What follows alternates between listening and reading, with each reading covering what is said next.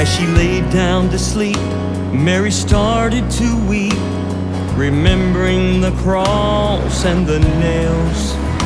She was there when he died, as the spear pierced his side. She watched as the Savior travailed. And now her life seemed like the end of a dream that left her heart saddened with gloom. But in the morning she'd go watch them roll back the stone and step in a now empty room.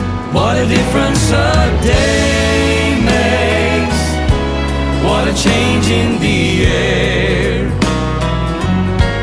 when a glorious feeling of hope cuts through the doubt and despair. Though the night seems so long, soon the morning will break, and you'll discover at dawn what a difference a day makes.